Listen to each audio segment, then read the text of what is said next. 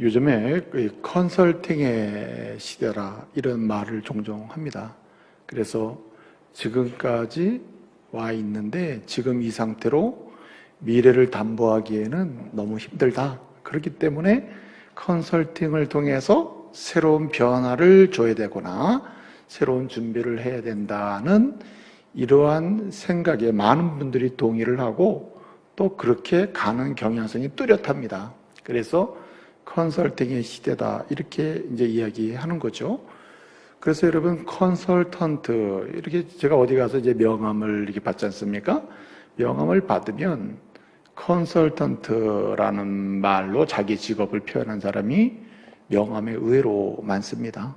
그래서 여러분이 생각하고 있는 어떤 주제어 또는 어떤 핵심 단어를 컨설턴트라는 단어 앞에다가 붙이면 그게 직업이 되는 겁니다. 경제 컨설턴트 그 직업이에요. 가정 컨설턴트 직업입니다. 교회 컨설턴트 무슨 컨설턴트 붙이면 다 직업이 됩니다. 그리고 특수하게 그 영역에서 자기의 일을 찾아가고 개발하는 그런 직업이 이제 늘어나고 있는 거죠. 그런데 이 오나리 마미라고 하는 사람이 있습니다. 오나리 마미, 그냥 마미라고 불러도 될 것 같아요. 마미라는 사람이 있는데 이 사람은 일본 사람인데 일본에서 좀 뜨는 사람 중에 한 사람이에요. 오나리 마미는 그의 명함에 그가 나 뭐 하는 사람이면 뭐라고 붙어 있을까요? 그 역시 컨설턴트입니다. 자, 뭐가 그 앞에 붙어 있을까요? 제가 말씀드린 대로 자기가 관심 갖고 자기의 삶에 영향을 줬거나 자기가 주제어로 삼고 싶은 단어를 붙여서 자기 직업으로 삼은 겁니다. 그는 정리 컨설턴트입니다. 정리. 예? 여러분, 아니 정리 정돈하는 게 무슨 직업이 되나 이렇게 생각할지 모르지만 정말 그 사람의 글을 읽다 보면 그렇구나라고 동의하게 됩니다. 여러분, 이 마음이라고 하는 이 사람이 오랜 세월 동안 자기가 직장생활을 하다가 이제 은퇴를 했거든요. 은퇴를 하고 이제 그만둔 다음에 새로운 제2의 도전의 인생을 살고자 시작을 하려고 자기를 보니까 자기의 방, 자기의 데스크, 그리고 자기의 가정, 거실, 예를 들어서 자기의 삶의 자리, 자기가 있었던 삶의 자리, 관계된 그런 자리를 다 돌아보니까 너무나 한마디로 믹서되어 있는 거예요. 뭔가 새롭게 시작을 해보려고 하니까 시작할 수 엄두가 나지 않습니다. 왜냐하면 너무나 믹서되어 있는 상태, 한마디로 정리가 되지 않는 상태이기 때문에 어떻게 할 수가 없는 겁니다. 그래서 그는 정리를 시작하는 겁니다. 그러면서 그는 깨달은 거예요. 아하, 새로운 일의 도전이나 새로운 일의 전망을 가지고 시작하려고 할 때 정리가 되어 있다면 이것은 엄청난 에너지가 집약될 수 있는 힘이 될 수도 있고 통로도 될 수도 있겠구나 하는 것을 확인하고 그는 수많은 사람들이 새 일을 시작할 수 없고 새 일을 시작해도 실패했던 이유 중에 하나는 아마도 maybe 정리가 안 됐기 때문일 가능성이 크다. 그러면서 그는 정리에 관한 자기 연구를 시작한 거예요. 그래서 기업체, 단체, 개인, 그룹 등등 여러 곳에 이 사람을 정리 컨설턴트로 이 정리에 대한 강연을 통해서 새로운 기회를 줄 수 있도록 이 사람이 그렇게 귀하게 쓰임받고 있다는 겁니다. 여러분, 정리 잘해가지고 뜬 사람은 참 재미있지 않습니까? 이 사람이 책을 썼습니다. 책을 썼는데 이런 책을 썼습니다. 자기의 자녀를 머리 좋게 하는, 자기 자녀를 변화시키는 1%의 습관혁명이라고 하는 부제를 붙여서 책 제목을 이렇게 붙였더라고요. 번역서에. 자녀의 머리를 좋게 하는 정리정돈법, 이런 책을 썼습니다. 그러니까 한마디로 자녀의 머리가 어떤지 모르지만 현재 상태의 그 자녀의 머리를 좋게 할 수 있는 방법 중에 하나가 뭐라는 거예요? 정리정돈이라는 말입니다. 그래서 제가 그 책을 보면서 정말 수긍이 되더라고요. 그 자녀의 머리를 좋게 하는 정리정돈법이라고 하는 이 마미의 책에서 마미는 하버드 대학교에 린스 멜치라고 하는 교수가 있는데 린 멜치라고 하는 이 사람의 이론을 끌어옵니다. 이 멜츠의 이론은 이렇습니다. 공부를 잘하게 하는 두뇌 기능이 있다. 공부를 잘하게 하는 두뇌 기능 또는 어떤 지식을 탐구할 때 성과를 충분히 내게 하는 두뇌 활동이, 두뇌의 기능이 있다는 겁니다. 공부를 잘하게 만드는 두뇌 기능, 어떤 지식 활동을 할 때 그 결과를 좋게 만드는 두뇌의 기능이 있는데 두뇌 기능이 6가지라고 이야기를 합니다. 그 이론을 끌고 온 거예요. 그 6가지가 첫째는 계획하기이고, 둘째는 계획한 것을 조직하기이고, 셋째는 계획하고 조직한 것들 중에서 특별히 우선순위를 정하는 것이고, 넷째는 계획하고 조직한 다음에 우선순위를 정한 것이라 하더라도 어떤 독특한 상황 속에서 바꾸기도 하고 재편성하기도 하고 하는 이러한 유연한 대응을 할 수 있어야 되는데, 그러기 위해서는 머리를 공부를 잘하게 하는 두뇌의 기능 중에 4번째가 뭐냐면 유연하게 생각하기입니다. 유연성이에요. 유연하게 생각하기이고, 그 다음에 이렇게 해서 4번째까지 왔다고 가정을 해보면 5번째는 이것을 처음부터 4번까지 점검을 해야 한다. 계속적으로 점검을 하는 일을 쉬는 순간에 어느덧 이것은 쓸모없는 과정이 되어버릴 수 있다는 거예요. 그래서 점검을 해라. 그리고 마지막은 점검을 통해서 최종적으로 생산된 지식이든 계획이든 내용이든 이것을 어떻게 합니까? 한마디로 메모리하라는 거예요. 기억하기를 해야 한다. 이것이 공부를 잘하게 하는 두뇌 기능의 6가지라는 겁니다. 그러면서 이런 결론을 내립니다. 이 6가지 공부를 잘하게 하는 두뇌 기능은 우리가 브레인을 보면 인지과학에서 이 머리를 분석을 해놓지 않습니까? 머리를 분석해 놓는 과정을 보면 전두엽, 후두엽으로 나누지 않습니까? 두뇌가. 근데 이 전두엽의 실행 기능이 바로 이 6가지라는 겁니다. 전두엽에서 실행되는 6가지 기능이 있는데 그것이 계획하기, 조직하기, 우선순위 정하기, 그리고 유연하게 생각하기, 그 다음에 점검하기, 마지막으로 기억하기다. 이렇게 이야기를 하는 것입니다. 제가 왜 이걸 설명하냐면 마미가 정리정돈을 잘하는 정리정돈법, 자네의 머리를 좋게 하는 정리정돈법 그 책에서 왜 멜치의 이 이론을 설명하고 있냐면 그의 연구에 의하면 이렇게 전두엽의 실행 기능, 이 6가지 공부 잘하게 하는 6가지 기능이 있는데 이것이 강화되고 발전되고 발달할수록 공부를 잘한다는 얘기 아닙니까? 그렇죠? 그래서 이 전두엽의 두뇌의 실행 기능을 강화시키고 발달시키고 잘 되게 하는 방법이 있다는 것을 마미가 주장하는 겁니다. 멜치 교수가 말하는 그 전두엽 실행 기능을 강화시켜서 진짜 공부 잘하게 하는 방법이 있는데 그 방법이 뭐예요? 정리라는 겁니다. 정리를 어떻게 하느냐에 따라 정말 달라진다는 거예요. 여러분, 멜치 교수는 이런 얘기를 해요.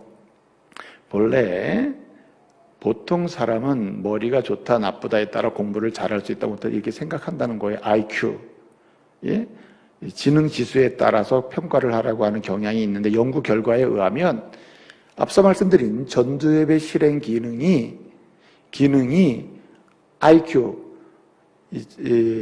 그 IQ 지능 그 지수보다 실제로는 공부를 잘하게 하는데 더 영향을 크게 미친다는 겁니다. 그러니까 머리는 고정돼 있는데 지능은 7세 이하에다 다 결정해 버리니까 그 상태가 됐다 치더라도 지금이라도 전두엽의 실행 기능을 아이가 초등학교 다닐 때라도 실행 기능을 강화시켜주는 방법이 필요한다. 그래야 공부 잘할 수 있고 성취를 할 수 있는 그 영향이 또 커진다는 거예요. 그런데 그 방법이 마미는 주장하는 겁니다. 뭘 시켜라? 정리정돈을 시키려는 겁니다. 정리할 수 있는 능력을 배양시켜라. 여러분, 어떤 어머니가 가족들이 다 출근한 다음에 가정에서 어떻게 움직이느냐에 따라 가정 분위기가 형성되지 않습니까? 식탁 교제를 했어요. 자식들, 남편이 다 출근했습니다. 그런데 이 아내가 아이들 돌아오면 그때 설거지해서 다시 밥 해줘야지 하면서 설거지를 계속 점심 먹고 저녁까지 계속 쌓아놨다 쳐요. 그리고 쌓아놓고 그 냄새가 막 나고 막 이런 상황에서 아이들이 와요. 엄마 밥 줘. 그러면 엄마가 그때부터 기다려 설거지 하면서 씻으면서 밥 해놓고 해요. 이런 어머니하고 아이가 간 다음에 즉시로 정리정돈을 해서 아이가 돌아왔을 때 벌써 안정된 분위기 정리 속에서 어떤 자기가 해야 될 일을 할 수 있는 분위기를 만드는 거하고 전혀 다른 결과를 가져온다는 겁니다. 그래서 마음에는 이런 얘기합니다. 정리되지 않는 방을 정리하게 되면 세 가지 효과가 있다고 그래요. 첫째는 전략이 됩니다. 돈 전략, 에너지 전략이 돼요. 시작하는 데도 시간 안 들입니다. 바로 공부할 수 있고 바로 음악 감상할 수 있고 바로 뭐 할 수 있습니다. 두 번째는 안정감이 생깁니다. 정서적 안정감이. 세 번째는 집중력이 생깁니다. 전략하고 안정감이 생기고 집중력이 생긴다. 그러니까 정리해놓은 어머니가 아이를 기다려서 맞이한 다음에 가정에서 생활하게 만들 때 이 아이는 전도협의 실행 기능이 강화되면서 공부를 더 잘할 수 있다는 이런 논리가 연결이 될 수 있겠죠. 이것이 마음의 주장입니다. 여러분, 제가 아주 중요한 얘기 하나 해드릴게요. 결론적인 얘기인데 마음이는 정리는 뭐냐 한마디로 정리가 어떤 파워가 있느냐 제가 너무 실감나게 느꼈기 때문에 제가 소개해드립니다. 이렇게 얘기합니다. 정리는 뭐냐 정리는. 여러분 도미노 게임 아시죠? 도미노 블록을 쫙 세워놓잖아요. 그리고 처음에 딱 치면 이게 넘어가서 다닥 해가지고 다 넘어뜨리지 않습니까? 그런데 마음에는 말합니다. 인생이라고 하는 도미노, 아이들의 학습이라고 하는 도미노, 마치 도미노 게임과 같다는 거죠. 또 예컨대 비전 꿈을 꾸는 도미노, 그 도미노 게임의 꿈의 도미노 게임에서 항상 무엇을 하든지 간에 인생의 도미노에서 도미노의 첫 번째 블록이 뭐가 되어야 되느냐? 정리라고 하는 블록이 되어야 된다. 정리라고 하는 도미노 첫 번째 블록이 놓여지면 그 파워가 탁탁탁탁 치고 나가면서 마지막에는 잠재적으로 미래를 움직일 수 있는 살아있는 힘이 나오게 된다는 거예요. 별 감동도 없는 것 같아. 나는 그 책 읽으면서 야 어쩌면 이런 표현을 썼을까? 야 진짜 기가 막히다 이런 생각이 들더라고요. 그만큼 객관적으로 드러나 있게 어지러워 있고 믹서되어 있는 상황을 뭐 하는 게 필요해요? 정리하는 게 오늘보다 내일이 변화되는 데 있어서 그 사람이 훨씬 빠릅니다. 이거는 부인할 수 없는 이거 연구 결과예요. 마음의 이론이기도 하겠죠. 여러분 오늘 드리고 싶은 말씀은 여기와 연관되어 있습니다. 믿음의 사람들이 하나님의 은혜를 부유하게 경험하면서 하나님이 주신 꿈과 비전을 이루어가면서 미학적으로 아주 아름다운 인생을 살아야 되지 않습니까? 그것이 사실 주님의 뜻입니다. 주님이 원하시는 거예요. 그런데 그게 잘 안 돼요. 안 되는 이유가 뭘까? 믹서되어 있기 때문에 그래요. 정리가 안 돼 있기 때문에 그래요. 객관적인 것은 말하지 않겠습니다. 여러분의 영혼의 상태가 정리가 안 돼 있어요. 마음의 상태가 정리가 안 돼 있는 것입니다. 우리의 인격적 상태가 정리가 안 돼 있어요. 믹서되어 있어요. 세상의 인격, 예수의 인격이 믹서되어 있어요. 우선순위도 결정이 안 돼, 계획도 안 돼 있으면 조직화도 안 돼 있는 거예요. 유연성도 없어요. 그 대처할 능력도 없으니까 세상의 것이 거세게 밀려면 그냥 그러려니 하고 그냥 끌려가는 것입니다. 이게 정리가 안 돼 있기 때문에 우리는 수십 년을 예수를 믿으면서도 예수를 통하여 주시는 성령의 힘도 살아있는 역사도 못 볼 뿐더러 믿음의 부유함도 맛보지 못해요. 소망의 넉넉함도 가슴에 채우지 못해요. 사랑의 부유함도 실제적으로 경험하지 못하는 것입니다. 그래서 오늘 우리에게 필요한 것은 무엇인가? 그리스도인으로서 하나님의 사람으로서 예수의 제자로서 영적인 부유함을 마음껏 누리고 하나님이 원래 원하시고 소원하신 대로 정말 미학적으로 너무 아름다운 전체적인 통전적인 삶의 모습을 만들어갈 수 있는 이런 믿음의 인생을 살기를 원한다면 우리는 뭐 해야 되느냐? 마음에는 일상적 정리를 말했지만 주님은 오늘 우리에게 말합니다. 당신의 영적인 정리를 해라. 마음의 정리를 해라. 영혼의 정리를 해라. 심령의 정리를 해라. 언제까지 그렇게 믹서된 상태에서 지금까지 오듯이 앞으로도 그렇게 살아갈 것인가? 앞으로도 계속 그렇게 믹서된 상태, 정리가 안 된 상태에 살아간다면 당신의 신앙의 여정은, 가정에서의 여정은, 직장에서의 여정은, 관계의 여정은 지금까지 있었던 일을 반복할 뿐이다. 새 것이 나오지 않을 거다. 정리가 필요하다는 거예요. 오늘 17장입니다. 16장에서 우리 예수님께서 12 제자에게 물었습니다. 그 장소는 가이사라 빌립보라고 하는 곳이었습니다. 이곳은 유대인이 살지 않는 이방인의 땅이었습니다. 그곳에 12 제자를 일부러 오랜 시간 걸어서 그리로 끌고 갑니다. 끌고 가서 이야기를 했죠. 사람들은 나를 누구라고 하느냐? 그래? 그러면 너희는 나를 누구라고 하느냐? 제자들을 대표해서 베드로가 대답합니다. 주는 그리스도십니다. 하나님의 아들이십니다. 하나님이 말씀하고 예언한 하나님의 아들이시고 구원자이시고 창조주이시고 구속자이시고 심판자이십니다. 이렇게 대답을 했다는 거예요. 그러니까 예수님이 맞다. 내가 가르치려고 했던데요. 내가 너에게 보여주려고 한 나의 모습이다. 잘 알았다. 맞다. 정답이다. 아주 옳은 얘기다. 아주 커렉트하다. 이렇게 얘기를 해요. 그리고 내가 내 신앙의 반석, 고백의 반석에 교회를 세우리니 음부의 권세가 이기지 못한 내가 천국 열쇠를 내가 너에게 주겠다. 그렇게 말씀하십니다. 그리고 주님이 바로 이어서 너희가 나를 정확하게 믿고 보았고 인식하고 믿음의 고백을 했으므로 이제는 너희는 내가 정말 하는 일에 대해서 자세히 알고 깨달아야 이 일에 동참해야 된다. 따라와야 된다 하면서 주님이 예고하십니다. 예고한 게 뭡니까? 내가 조금 지나면 어디로 가서? 예루살렘에 올라가서 순환, 십자가의 고난을 당하고 십자가에 피를 흘리고 죽을 것이다 라고 얘기합니다. 걱정하지 마십시오. 우리를 왜 피 흘리신 주님을 믿습니다. 따라가겠습니다. 이렇게 하면 얼마나 좋겠어요. 주는 그리스도의 살아계신 하나님 창조주이십니다. 심판주이십니다. 구속주이십니다. 성경에 말하는 그 믿음의 복을 온전히 정말 멋있게 정말 대체 커렉트예요. 아주 정말 맞다 그것이 정답이다라고 할 정도로 진짜 기막힌 대답을 해놓고는 주님이 그래 이제 너 내 일에 동참할 수 있겠구나. 날 따라갈 수 있겠구나. 내가 조금 있으면 예루살렘에 십자가에 죽을 거야. 그러니까 어떻게 합니까? 안 됩니다. 그건 안 되죠. 아니 우리 왕이 왜 십자가에 죽습니까? 그것만 안 됩니다. 주님 뭐라고 하십니까? 내 뒤로 물러가라 사탄아 이렇게 얘기하잖아요. 주님께 책망을 듣는단 말입니다. 주님이 하시는 말씀 제자도 디사플십 제자들을 말씀하십니다. 누구든지 나를 따라오려거든 자기를 부인하고 자기 십자가를 지고 나를 따를 것이니라. 자기 십자가 들려면 예수님의 십자가가 뭔지를 알아야 따를 거 아니에요. 십자가는 십자가를 알아야 십자가를 짓는 거 아니에요.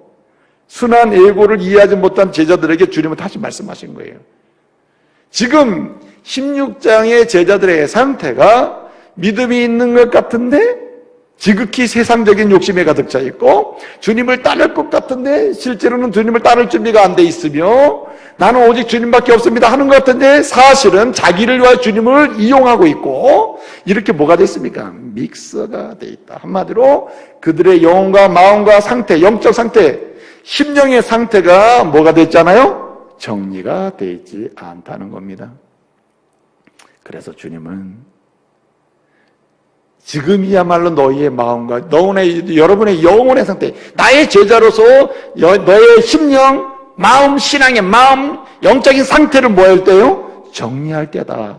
그래야 성령의 살아계신 역사도 맛보고 나를 통하시는 비전도 이룰 수 있고 미학적인 아름다운 인생, 제자의 삶도 살아갈 수 있고 하나님 주시는 열매도 맛볼 수가 있다. 지금 정리하자면 안 된다는 거예요. 그래서 주님은 정리할 수 있도록 정리하도록 하기 위하여 예수님의 제자들을 데려가는데 그 중에서 특별히 3명을 더 뽑아가지고 높은 산으로 데려가시는 겁니다. 오늘 본문이에요, 그게. 그래서 마태복음 10장 1절을 보게 되면 예수께서 엿새 후에 예수께서 베드로와 야고보와 요한을 데리고 어디로 올라가요? 높은 산으로 올라가셨더라. 그리고 나서 2절 3절 거기서 예수님이 변화되는 모습을 보여줍니다. 변화되는 모습이란 없던 모습이 생기는 게 아니에요. 예수님의 모습은 지금 인간의 모습이에요. 성육신 인간으로 오신 예수님의 모습을 계속 제자들은 보면서 저분은 인간으로 오셨지만 하나님이시고 하나님의 아들 심판주야 창조주야 이렇게 고백하고 있는데 예수님은 이들이 마음을 정리할 수 있도록 심령을 정리할 수 있도록 기회를 주는 겁니다. 뭘 보여줘요? 예수님 본래 본체가 하나님이시잖아요. 인간으로 오시기 전에 우리 하나님이십니다. 신적인 영광을 본래 가지고 계신 신적인 내적으로 내면에 있는 그 영광을 밖으로 보여주십니다. 그 얼굴은 광채가 나고 그 옷을 속으로부터 옷으로 휘어져 나오는 그 광채가 휘어져서 옷이 휘어져서 어떻게 감히 볼 수가 없을 정도로 영광스러운 모습이 다 보이게 된 겁니다. 여러분 이 모습을 보고 베드로 제자 어떻게 합니까? 자세히 보니까 평상시에 그렇게 닮고 싶고 만나고 싶고 대화하고 싶고 정말 내가 만날 수만 만나고 싶은 사람 이스라엘 사람들 2사람을 항상 뽑습니다. 만날 수만 있다면 만나서 대화할 수만 있다면 물어볼 수 있다면 배우고 싶다면 사람 중에 누가 있을까? 2사람을 든다니까요. 한 사람은 율법의 대명사인 모세이고 또 한 사람은 하나님의 예언의 말씀을 전하면서 그 말씀대로 순종하며 살아던 능력이 있던 엘리야, 능력의 엘리야입니다. 그래서 만나고 싶은 사람 모세, 만나고 싶은 사람 엘리야거든요. 그래서 예수님이 변화된 모습이 보이는데 거기 모세도 보이고 엘리야도 보이는 겁니다. 그 얼마나 감동적입니까? 그럴 때 베드로가 제자들을 대표해서 얘기합니다. 초원이 뭐예요? 여기 초막셋을 짓고 뭐 내려갈 필요도 없고 계속 여기 살았으면 좋겠습니다. 주여 여기가 좋사오니 초막셋이 여기 살게 해주십시오. 그렇게 얘기하잖아요. 그리고 나서 1년의 과정을 통하여 제자들이 어떻게 됩니까? 오늘 6절을 보게 되면 무릎을 꿇고 엎드립니다. 초막셋 쪄달라고 하는 사람은 그때 탁 포기하고 엎드려버려. 네? 그리고 그냥 변화된 모습 그 영광 자체로 보면서 그냥 흥분해 있던 사람들이 어떻게 됩니까? 그 영광이 그냥 영광 자체가 중인 그 영광의 주인공이 우리와 함께 계신 예수구나 하고 그 앞에 다시 진정으로 현실적으로 돌아가게 돼요. 7절 마지막에 예수밖에 없다 이렇게 되는 겁니다. 자, 본론에 이렇습니다. 오늘 1절부터 8절까지 예수님의 변화된 사건이 기록되고 있는데 이 사건의 내용의 핵심은 그렇게 정리가 되지 않던 마음이 분주했던 마음이 갈라졌던 마음이 믹서되어 있던 마음이 오늘 8절에 와서는 이 제자들의 마음이 정리가 됐다. 정리가 돼서 이제는 주님을 온전히 따라갈 수 있는 기회를 갖게 되었다. 아직도 부족하지만 방향성은 잡혔고 그리고 주님을 따라가게 됐고 주님이 주시는 정말 아름다운 제자의 모습으로 나아갈 수 있는 동력을 얻게 되었다는 한마디로 변화가 일어났다. 마음이 정리가 돼가지고 혼란스러웠던 게 정리가 됐다. 자, 어떻게 정리됐을까요? 어떻게 그런 복잡하던 분주한 마음이 이렇게 정리가 됐을까요? 여러분, 마음이는 그의 책에서 아이의 머리를 좋게 하는 정리동동부책에서 정리하는 방법을 얘기해 줍니다. 한마디로 무질서를 질서있게 만드는 정리법, 굉장히 악순환이 반복되는 데서 벗어나게 하는 정리법, 머리를 좋게 하는 정리법, 별 얘기를 다 합니다. 정리하는 방법을 얘기하죠. 오늘 주님도 정리하는 방법을 보여줍니다. 그 방법을 통해서 이 제자들이 이렇게 정리됐음을 보여주는 거예요. 오늘도 우리는 그 정리법을 따라가야 되는 거예요. 어떤 정리법이 있는가? 어떻게 하면 분주한 영적 상태가 복잡하게 믹서되어 있는 영적 상태의 마음이, 인격이, 영적 정서가 정리가 돼서 우리는 시작할 수 있는 제대로 된 그런 출발점을 맞이할 수 있냐 이 말이에요. 따라하세요. 은혜밖에 없어 믿으시길 바랍니다. 예수 그리스도의 제사함의 은혜, 구원의 은혜를 받아서 하나님의 자녀가 된 사람으로서 그럼에도 불구하고 12 제자들처럼 이렇게 믹서되어 있고 그리고 분주하고 혼란스럽고 그리고 갈기갈기 찢어서 방향이 흩어져 있는 이런 굉장히 정리 안 된 어지러운 상태의 내적 상태가 질서가 있고, 그리고 뭔가 악순환의 고리에서 끊어져서 벗어나올 수 있고 새롭게 시작할 수 있는 기회를 갖는 이런 정리는 어떻게 가능한가? 내 힘으로 안 돼요. 누가 도와줘서도 안 됩니다. 그럼 언제 가능하냐? 은혜를 체험할 때 가능하다는 말입니다. 여러분, 은혜 체험의 하이라이트의 표현은 뭐냐면 영광을 본다는 뜻입니다. 주의 영광을 보내, 주의 영광을 보내, 찬송함으로, 기도함으로 영광 본다 그러잖아요. 주의 영광을 본다는 말은 은혜 받았다는 표현의 다른 말입니다. 은혜 받으면 영광을 봅니다. 영광을 본다는 건 은혜 받고 있다는 뜻이에요. 여러분, 오늘 본문에 그리스도의 영광의 광채가 나타난다, 이 말은 은혜 받는다는 말입니다. 그리고 이 은혜의 결과가 은혜의 지속성으로 어떻게 바뀝니까? 1절이 8절이 되고 2절 3절이 7절이 되고 4절이 6절이 되는 겁니다. 이렇게 변화가 일어나는 거예요. 정리가 돼버려요. 그래서 제가 오늘 간략하게 어떻게 하면 은혜를 받아서 당신의 분주한 마음과 영혼의 상태가 정리되고 새롭게 아름답게 제자답게 성도답게 하나님 주신 꿈을 꾸고 미래를 향해 나갈 수 있겠느냐 하는 말씀을 드리려고 해요. 은혜 받는 길, 그래서 정리가 가능하게 되는 길, 첫째는 오직 예수밖에 없는 것이에요. 할렐루야. 오늘 1절을 보게 되면 우리 주님이 정리를 해서 정말 새롭게 출발할 수 있고 제대로 갈 수 있도록 하기 위해 정리하게 하기 위해서 주님은 은혜를 주시기 위해서 오늘 어디에 들고 갑니다. 오늘 말씀 보시면 1절에 우리 예수님께서 엿새 후에 예수님이 베드로와 야고보와 요한을 데리고 어디로? 산으로, 높은 산으로 올라가셨다고 했습니다. 1절의 시작은 사람의 이름이 거명됩니다. 예수님, 베드로, 야고보, 요한이 거명돼요. 그런데 오늘 8절은 이름이 누구로 끝나요? 베드로도 안 나고 요한도 안 나고 야고보도 안 나옵니다. 오직 누구만 보여요? 오늘 8절에 보니까 오직 예수밖에는 아무도 없더라. 근데 여러분, 놀라운 것은 본래 베드로, 야고보, 요한이 그렇게 보고 싶고 만나고 싶었던 사람이 이스라엘 사람이라면 모세와 엘리야인데 영광 중에 예수의 영광이 딱 보이는 겁니다. 그렇구나. 내가 순환을 예고할 때 그런 근심 걱정할 일이 아니었는데 그런 마음이 되는데 거기 누가 나타났어요? 모세와 엘리야가 나타났단 말이에요. 그렇게 만나고 싶고 보고 싶은 사람. 그런데 여러분, 구름이 덮이면서 갑자기 모세도 사라지고 엘리야도 사라지는데 누구만 남아? 예수님이 난다는 거죠. 여러분, 시작은 베드로와 야고보, 요한까지 이름이 거명됐습니다. 중간에 이게 폭로가 되면서 모세도 나오고 엘리야도 나옵니다. 그러나 결론은 모세도 엘리야도 예수를 통하여, 베드로도 예수를 통하여, 야고보도 예수를 통하여, 요한도 예수를 통하여서만이 뭐 할 수 있어요? 은혜 받을 수 있다. 구원의 은혜, 새로움의 은혜, 전진의 은혜, 능력의 은혜를 받을 수 있음을 믿으시길 바랍니다. 그래서 오직 예수가 오직 예수라는 겁니다. 그래서 예수 한 분만으로 예수께 시선을 집중하고 예수와 함께 할 때 그 사람은 은혜를 받아서 정리가 되기 시작한다는 겁니다.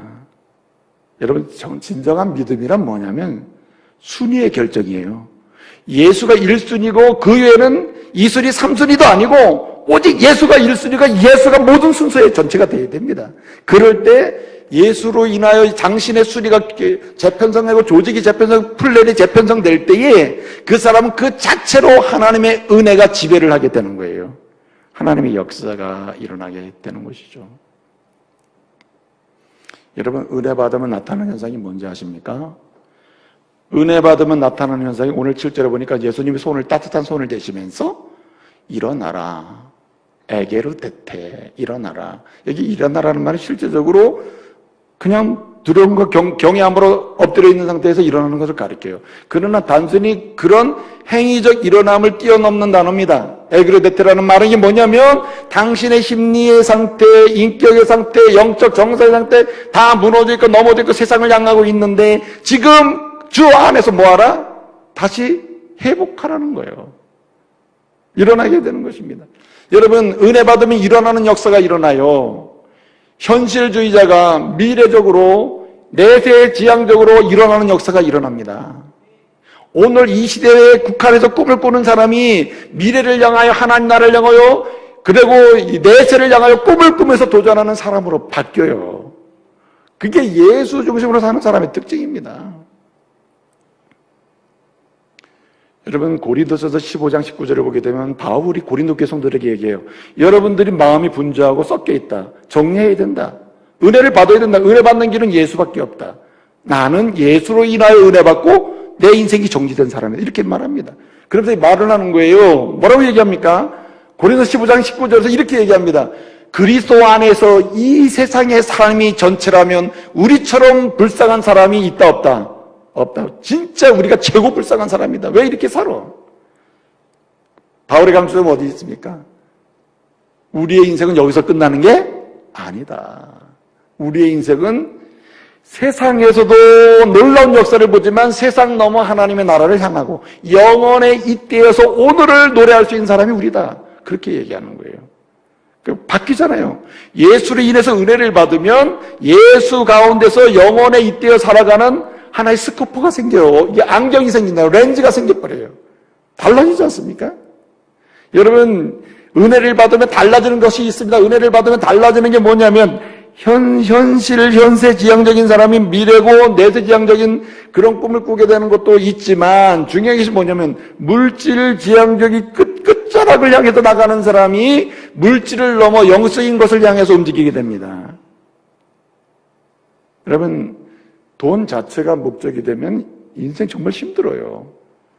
돈 벌어도 힘들고 돈을 못 벌어도 힘들어. 돈을 많이 벌으면 더 힘들어. 근데 여러분, 돈이 재정과 경제가 수단이 되는 것은 영적인 것을 지향하면 물질이 수단이 되어버립니다. 수단은 괜찮아요. 효과적으로 쓰면 되니까. 그런데 돈이 목적이 되어버리면 영적인 것이 가려지기 때문에 힘든 거죠. 예수를 중심으로 살고 예수를 삶의 주인으로 보시면 달라집니다. 가치가 바뀌어요. 어떻게 바뀌냐면 물질이 수단이 되고 영적인 것이 미래를 향한 나의 꿈이 되어버립니다. 여러분, 세상이 다 변하고 다 뒤집어지고 없어진다 하더라도 변하지 않는 것, 없어지지 않는 것 세 가지가 있습니다. 영이신 하나님이 영원하시고 그분의 말씀이 영원하고 그분의 형상대로 창조된 당신의 영혼이 영원해요. 할렐루야. 그렇기 때문에 물질적인 지향 속에서 다시 어디로 바뀌냐? 영원한 것을 향해서 내 마음과 생각이 바뀌어요. 그래서 오늘을 가치 있게 살게 되는 것입니다. 나눌 수도 있고 베풀 수도 있게 되는 거죠. 시편 기자 다윗 얼마나 멋진 사람입니까? 권력도 명예도 다 누릴 만큼 누린 사람입니다. 근데 그는 그렇게 이야기하면서 그것이 세상의 물질이나 세상에 보이고 잡히는 것이 내 인생의 목적이 아니다. 내가 나를 구원하신 주님을 만난 이후로 은혜를 받아서 내 인생의 지향점은 달라졌다. 어떻게? 영원한 것으로, 영적인 것으로. 시편 29편 11절 말씀을 보게 되면 이렇게 이야기합니다. 뭐라고 이야기합니까? 여호와를 의지하는 사람, 그는 하나님께서 힘을 주시고 여호와 하나님의 백성, 그에게 하나님 평강의 복을 주신다. 이렇게 선언하고 있어요.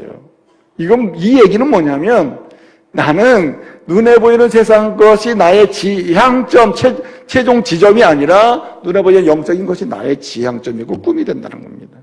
이게 은혜 받은 결과예요. 은혜 받으면 더 재밌는 게 뭔지 아세요?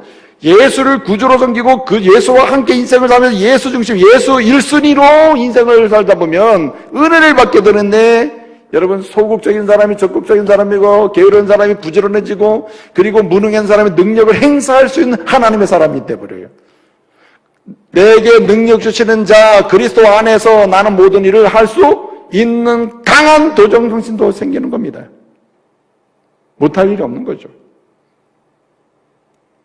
그래서 은혜 받기 위하여 은혜를 지속적으로 체험함으로 내 마음이 정리가 되면서 삶의 미래를 향한 시작과 출발과 진행 과정을 공유하고 경험하려면은 예수밖에 없는 것입니다. 여러분의 입술 가운데서 평생에 예수 그리스도의 이름이 계속 고백되면서 표현되면서 선포되면서 주장될 수 있는 은혜가 있기를 말씀으로 축복합니다.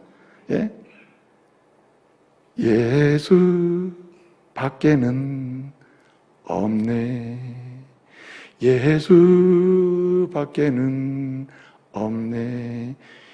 예수의 피밖에 없네. 예수의 피밖에 없네.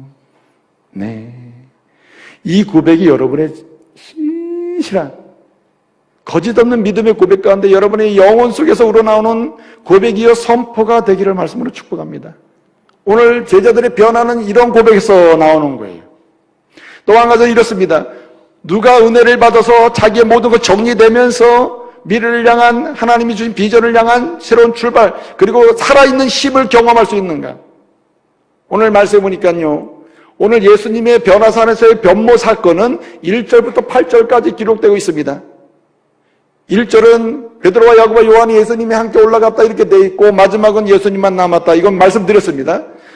이런 처음과 끝자락 속에 이 내용을 보게 되면 2절, 3절에 예수님이 얼굴에서 광채가 나고 옷에서 휘어진 그런 놀라운 모습의 영광의 변화가 있었다고 나와 있습니다. 이 모습을 보고 베드로가 청혼을 하죠. 초막셋을 지켜 달라고. 그런데 여러분, 예수님의 변모 사건과 관련해서 나중에 예수님 변모 사건 그 자체에 머무른 게 아니라 예수님이 손을 대시며 일어나라, 두려워하지 말라, 에게르데테 카이 메 포베이스데, 두려워하다, 메 두려워하지 말라. 이 말은 당신이 세상을 보며 두려워하지 말라는 개념보다 더 깊이 당신이 세상뿐만 아니라 당신을 에워싸 공격하는 사단마귀 권세, 당신의 영혼을 두렵게 떨게 하고 심령을 괴롭게 만들 수 있을 만한 그 어떤 것이라도, 현실적으로 어떤 상황이라도 담대하라는 것이에요. 자, 이렇게 예수님의 변형된 영광의 모습만 보던 사람이 예수님의 말씀이 들려오는 사람으로, 그 다음에 베드로, 제자들을 대표해서 베드로가 말한 거죠. 초막셋을 짓고 여기가 좋사는 우리끼리 잘 살게 해주세요. 얼마나 이기적이고 자기 현실 안주적이고 자기만의 영광을 추구하고 예수를 이용해 먹는 이런 오늘 이 시대의 그리스도를 보여주는 모습 아닙니까? 그런 모습이 변하여 6절에 보니까 4절이 6절로 변합니다. 어떻게 바뀌죠? 엎드려가지고 두려워하며 떨며 엎드립니다. 경외합니다. 아니, 초막셋이 문제가 아니군요. 초막셋의 마음은 내 마음이 아닙니다. 그건 내가 가질 마음이 아니네요. 이제 내가 가질 마음을 주세요. 엎드립니다. 이런 변화가 생겼다는 거예요. 다시 1절에서 최종적으로 예수만 남는 8절의 변화, 2절, 3절 예수의 변형에서 말씀으로 최종적으로 남는 변화, 베드로의 이기적이고 자기 안목적인, 자기 안주적인, 현실적인, 자기 이익을 위한 그러한 제자의 모습에서 경건하게 주의 그 영광을 보며 엎드리는 변화. 마음의 정리가 됐다는 얘기인데 언제 이게 변화가 일어났을까? 그 중심에 1절과 8절의 중심에 2절, 3절과 7절의 중심에 그리고 4절과 6절의 중심에 5절이 있습니다. 5절이 뭡니까? 하나님께서 말씀을 하십니다. 하나님이 이르시되 뭐라고 말씀하십니까? 이는 내 사랑하는 아들이요 내 기뻐하는 자라. 너희는 그의 뭘 들으라? 말을 들으라. 여러분 5절은 뭡니까? 하나님의 말씀이고 하나님의 말씀 중에 또 다시 강조하는 게 뭡니까? 그리스도의 말씀을 강조하는 거예요. 여러분 오늘 이 시대에 그리스도를 전인격적으로 만나면서 은혜 받을 수 있는 길이 있다면 그리스도의 신실하신 말씀에는 길이 없어요. 제가 말씀드렸죠. 이 세상이 영원한 것은 딱 세 가지가 있다. 하나님이 영원하시고 하나님의 말씀은 영영이 서리라. 이사야 4:8절 보니까 푸른 마르고 꽃은 시드나 하나님의 말씀은 절대 시들지도 말로 비틀어지지도 영영이 쓰지도 않고 영영이 선다. 영영이 반드시 영원하다. 그러므로 그 말씀을 붙드는 사람, 그 말씀을 갈망하는 사람, 그 말씀을 내 삶의 중심으로 인격적으로 받아들이기를 소원하는 그 사람은 그 말씀이 들어가는 순간, 그 말씀이 귀에 들리는 순간 영혼 속에 꼽히는 순간에 영혼도 정리되고 마음도 인격도 삶도 정리되는 역사가 있을 줄로 믿습니다. 변화가 이러는 정리가 싹 돼버려. 말씀이 들어가면. 여러분 성경에 하나님의 말씀은 지식덩어리가 아닙니다. 무슨 철학사라든지 소설이라든지 세상에 좋은 이야기들, 좋은 책들 많이 있지 않습니까? 그 책에 지식이 쌓여있는 것처럼 성경 66권에도 그저 영적인 지식계보다 쌓여있는 이런 책이 아닙니다. 히브리서 4장 12절 보면은 하나님의 말씀은 살았고 운동력이 있어서 우리의 혼과 영혼과 골수를 찔러 쪼개기까지 하고 당신의 마음과 생각을 뭐예요? 감찰해서 새롭게 만들어 놓는다. 할렐루야. 살려놓는다. 하나님 말씀은 들어가는 순간에 사모하는 자에게 인격적으로 영접하는, 그래서 말씀을 영접하는 개념이에요. 말씀을 영접하는 그런 순간에, 당신의 영혼 속에 말씀이 들어오는 순간에 뭐가 일어납니까? 바로 마음부터, 인격부터, 영혼부터 변화가 일어나고 새로움의 역사가 일어나는 줄 믿으시길 바랍니다. 그래서 오늘 주님 말씀하시는 거예요. 내가 은혜를 받아야 마음이 정리되고 영적인 상황이 정리가 새롭게 출발할 수 있는데, 앞으로 계속적으로 너희는 말씀을 삼아라, 말씀을. 그래서 말씀을 중간에 집어넣는 거예요.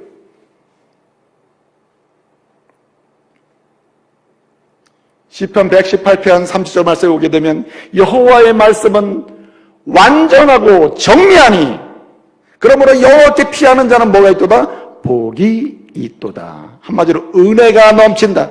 말씀을, 정리한 말씀, 완전한 말씀을 전인격적으로 말씀을 내 속에 들어오기를 열망하고 받아들일 때 그 말씀은 내 영혼을 고치고 치료해가지고 한마디로 은혜를 주십니다. 은혜를, 정리를 싹 해주셔요.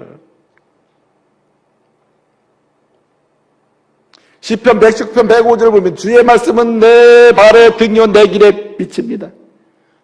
여러분, 그 자체로 은혜 아닙니까? 말씀이 들어오면 그 자체가 은혜 덩어리가 들어오는 거예요. 은혜 덩어리가. 내 인생이 바뀌죠. 여러분, 지금까지 동일한 말씀을 듣고도 전인격적으로 이 말씀으로 내 영혼이, 내 삶이, 내 인격이, 내 마음이 뒤집어지는 역사가 있기를 원합니다. 살아있는 말씀이 들어오니 내 마음을, 내 연약한 죽은 부분을 다 살려주세요. 영접하며 말씀을 듣고 사모할 때 그 말씀은 내 영혼을 고치십니다. 그래서 은혜가 되고 정리가 되는 거예요. 싹 정리가 되는 것이죠. 여러분, 예수 그리스도를 주인으로 모시고 그리고 그 말씀을 전인격적으로 사모할 때 인생이 확 바뀌어버려요. 여러분, 이전에 엘리자베스 여왕이 그랬다고 하잖아요. 늘 왕궁에 있다가 평범한 서민 어떤 경건한 여성이랑 늘 친밀한 교제를 했답니다. 자주 왕궁을 나가서 그 경건한 여성이랑 교제를 했는데 어느 날 그 집에 가가지고 대화를 하다가 이런 질문을 했대요. 그 경건한 여인에게 참 당신과 교제하는 게 참 행복하다.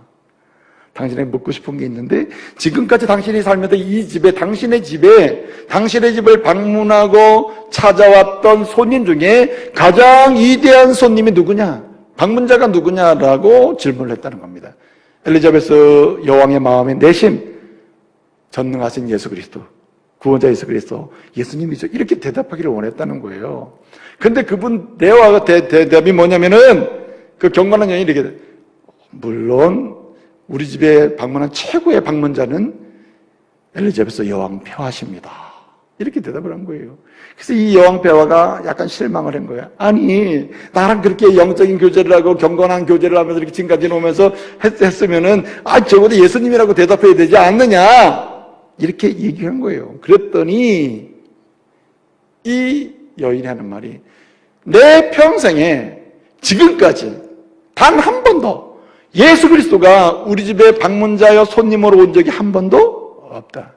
그분은 내가 태어날 때부터 가정을 이루고 오늘 집을 이룰 때까지, 오늘 이 시간까지 당신과 교제하는 이 순간까지도 여전히 우리의 집에 나의 주인일 뿐이다. 할렐루야. 주인일 뿐이다. 어떻게 그런 고백과 삶의 역사가 일어납니까? 얼마나 강력한 힘이 거기서 나오냐 말이에요. 그 경건이 나오는 경건이. 어떻게 그런 고백이 나옵니까? 그가 주를 고백하면서 그 말씀을 전인격적으로 갈망했기 때문이에요. 그 말씀을 내 심정에 집어넣는 거죠. 여러분의 삶의 여정 속에 하나님의 말씀에 대한 갈망, 여러분이 그렇게 막 갈망하고 막 이것만큼은 하는, 그 갈망하는 게 뭐 있었습니까? 평생 살면서 이제 갈망하면서 그려본 거 있어요? 다른 것은 몰라도 하나님의 말씀에 대한 갈망이 다시 일어날 수 있기를 말씀으로 축복합니다. 그 말씀의 능력, 그 은혜를 사모하면서 말씀 속으로 들어가면 말씀은 당신을 고치십니다. 디모데서 3장 16절 보게 되면 하나님의 감동, 성경은 하나님의 감동으로 된 것이니 교훈과 책망과 바르게 행과 의로 교육하기 유익하다. 교훈, 갈 길을 계속 제시한다. 내가 가야 될 바른 길을 계속 제시하고, 책망, 혹시라도 내가 어떻게 바른 길에서 이탈했는지를 깨우쳐주고 책망, 그리고 책망 받은 다음에 다시 돌아갈 수 있는 용기, 교훈, 책망과 바르게 함, 돌아갈 수 있는 길을 안내해주고 돌아와서 다시 힘을 내서 계속 걸어갈 수 있도록 바르게 의로 교육하는 데 유익하다. 말씀밖에 없다. 마지막 하나는 이렇습니다. 오늘 동일한 예수 그리스도의 변모 사건을 기록하고 있는 하나님의 말씀이 마가복음 9장에도 기록되어 있고 누가복음 9장 28절 이하에도 기록이 되어 있습니다. 병행 구절이라고 그럽니다. 우리가 흔히 동일한 사건이 공간복음에 다 기록되어 있는 거죠. 세 복음서에 동일하게 기록되어 있는 겁니다. 그런데 예수님이 베드로와 야고보와 요한을 데리고 높은 산으로 데리고 간 이유와 목적을 설명하지 않았습니다. 제가 설명해 드렸죠. 은혜 받게 함으로, 뭐 하기 위해서? 정리함으로 다시 시작할 수 있도록 하기 위해서. 근데 예수님은 그 목적을 명료하게 누가가 밝히고 있습니다. 누가복음 9장 28절에 보게 되면 예수께서 베드로와 야고보와 요한을 데리고 뭐 하시러? 기도하시러 산에 올라가셨다. 기도하시러. 에이스토오르스, 오르스라는 말은 산입니다. 에이스토오르스, 산으로 갔다. 왜 갔느냐? 프로축사스다이, 기도하러 가셨다. 이렇게 되어 있습니다. 그리고 다시 그 다음에 28절 다음에 29절인데 29절에 예수께서 기도하시러 나가신다. 기도하시러 나가신다. 기도하시러 나가신다. 이렇게 되어 있어요. 예수님이 기도하시러 나가신다.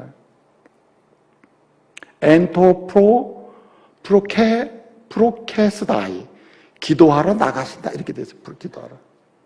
그러니까 왜 베드로와 야고보와 요한을 높은 산으로 들고 갔을까요?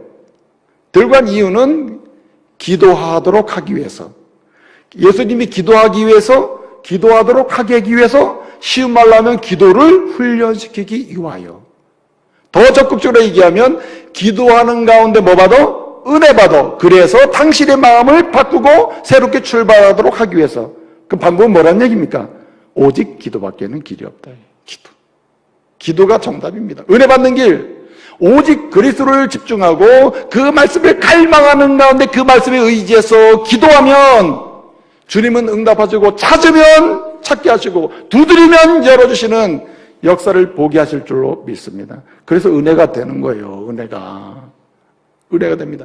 저는 지난주에 정말 가슴이 너무너무 힘든 상황에 기도의 시간을 가졌습니다. 제가 성도들을 위해 늘 기도해요. 그냥 아프신 분들 교구마다 많지 않습니까? 늘 기도를 합니다. 근데 지난 주간에 제가 특별히 성도들한테 새벽마다 기도 부탁을 한 중부, 이번 주일까지 꼭 기도 부탁, 중부 기도 부탁합니다. 기도 부탁한 게 있었어요. 그게 뭐냐면 5살짜리 아기 어린아이의 그 회복을 위해서 기도를 부탁드렸어요. 이유도 없이 출혈하고 궤양이 심해지고 그냥 회복이 안 되고, 그냥 막 피수치는 뚝뚝 떨어지고, 5로 떨어졌다가 6 올라가 다시 또 떨어지고, 헤모로빈 수치가 말이죠. 이런 위급한 상황에서 그냥 기도하다가 도저히 어떻게 할 수가 없어서 제가 공개적으로 기도를 부탁했습니다. 기도밖엔 살 길이 없다. 기도를 통해서 은혜 받는 길밖에 없다. 기도할 때 주님은 여시고 부르짖는 자에게 응답하신다. 그래서 기도를 부탁했습니다. 하나님께서 살리신 줄로 믿습니다. 제가 어제도 오늘도 통화하는 중에 얼마나 감사한지 몰라요. 도저히 가망성이 보이지 않는 아이가 이제는 물을 마시고 미움을 먹기 시작했다. 할렐루야. 여러분 전혀 알지를 못하니까 감동도 없는 것 같은데 난 정말 지금도 눈물이 나요. 눈물이.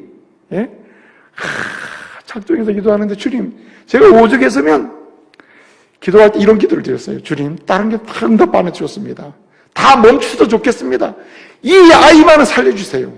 이 아이에게 은혜를 주세요. 하나님이 놀랍게 고쳐주셨어요. 살려주십니다.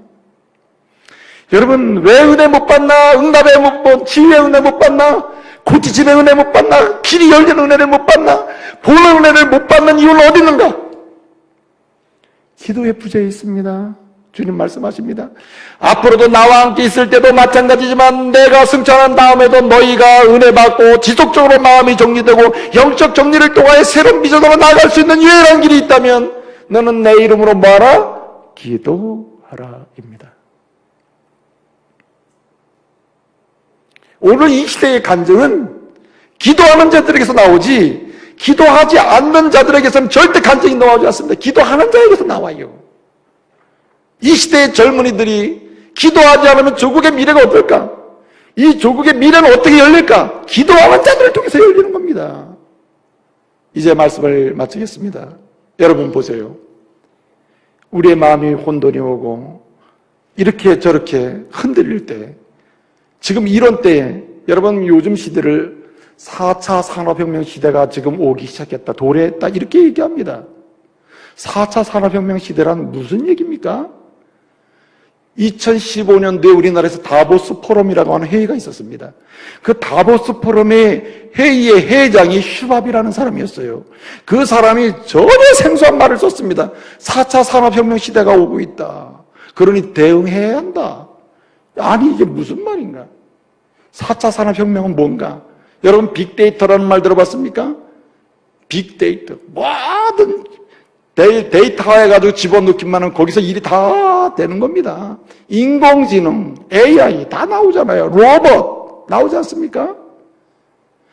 인간의 활동을 대체할 수 있는 모든 웬만하면 다 대체할 수 있는 거예요. 다 바꿀 수 있는 겁니다. 다. 인간이 쓸 수 있는 자리에 로봇이 AI 지능이 다 들어와요. 대체할 수 있습니다. 이런 시대에 대체할 수 없는 게 있네요. 여러분 전 세계적으로 이런 4차 산업혁명 시대가 밀려오는 이런 시대에 인간을 키우는, 인간을 만들어낸다면 좀 그렇지만 인간을 양육하는 세계의 공통적인 화두는 교육입니다. 교육을 통해 사람을 만드는 거 아닙니까? 그러면 이러한 4차 산업혁명 시대에 이 교육적 대응은 어떻게 해야 사람다운 사람을 만들어낼 수 있을까? 5가지 기준을 제시합니다. 첫째는 유연함. 학생들이 자유롭게 선택할 수 있는 그런 권한을 주고, 둘째는 자유라. 가르치는 애들이 그때그때 수업 편성을 해가지고 할 수 있는 획일화된 교수 학습 과정 말고 자율적으로 대응할 수 있는 그런 권한을 주고 자유라. 세 번째가 개별화입니다. 학생 한 명 한 명의 흥미와 적성을 극대화시켜서 그 부분을 살려줘라. 그렇지 않으면 아이들이 수업 자체를 포기할 것이다. 네 번째는 전문화입니다. 그렇기 때문에 전문화는 4년 동안 공부해서 계속 써먹을 수 있는 시대가 아니라 이제는 오늘 전문화, 시대적 대응을 지속적으로 전문적으로 대응해야 된다는 거지. 우리 여기 집가 우리 집사님 여기 와 계시는데 우리 어떤 치과를 제가 한번 오래전에 갔어요. 그냥 쫙 불빛을 비춰가지고 그냥 그 현대기계로 하는 그 시대에 갔더니 그 할아버지께서 연로하신 할아버지 치과 선생님이 계시는데 입 벌려보세요. 그래가지고 뭐 불빛을 이렇게 비추기적으로 했는데 그다음부터 신뢰가 안 되는 거예요. 빨리 나가야 되겠다. 이게 어떻게 신뢰가 안 되잖아요. 네? 전문화가 있어야 되는 거죠. 근데 마지막이 대단히 중요하더라고요. 교육적 대응의 마지막이 뭐냐? 인간화라는 거예요. 인간화. 4차 산업혁명 시대에 인공지능 모든 데이터가 아무리 밀려오고 그래서 인간의 모든 걸 다 대체한다 하더라도 대체할 수 없는, 기술이 대체할 수 있고 지능이 로봇이 대체할 수 없는 게 있다. 한마디로 인간의 본질적 가치예요. 신앙, 믿음, 신뢰, 사랑. 이거 어떻게 대체합니까? 따뜻함. 이거 뭘로 만들어냅니까, 인간이? 어느 정도는 느끼게 할 수는 있겠죠. 입력한 자료에 의해서. 이런 말하면 뜨거워진다. 이렇게 될 수는 있겠죠. 그러나 인간의 본연의 아름다움을 어떻게 만들어낼 수 있을까? 안 돼요. 여러분, 문제는 오늘 이 시대 4차 산업혁명 시대가 얘기가 되면서 우리나라가 너무 많이 나갔어요. 맞춤형 교육이 됐어요. 회사가 요구하는 사람을 딱딱 찍어가지고 그냥 졸업하는 시대가 됐다. 그러면서 어느 순간에 학생들도 교사도 마음에서 사라졌어요. 본질적 가치가 사라졌어요. 따뜻한 가치, 인간의 믿음, 신뢰, 소망이 사라져 버렸어요. 여러분, 주님 말씀하십니다. 오늘 이 시대를 움직일 수 있는 사람, 세계를 흔들어서 축복할 수 있는 사람은 누군가? 그리스도인, 예수 청년이요, 예수의 사람이요. 그러면 어떻게 해야 되는가? 여러분, 정리가 돼야 돼요. 내 마음도 영혼도 인격도 정리가 돼야 돼요. 은혜 받기는 길이 없네요. 오직 예수 그리스도, 그분에게 집중하세요. 그 말씀을 삼하고 갈망하세요. 그리고 그분의 이름으로 여러분의 시와 때를 따라서 오늘의 문제와 미래의 문제까지도 다 걸고 부르짖는 은혜가 있기를 바랍니다. 주님께서 축복하시고 역사하실 줄로 믿습니다. 퀴스텐 마허라는 분과 자이베르트라는 사람이 쓴 책이 하나 있습니다. 단순하게 살아라. 여러분, 영적 단순함을 추구해야 돼요. 주님이 은혜의 시작을 허락하실 줄로 믿습니다. 기도하겠습니다.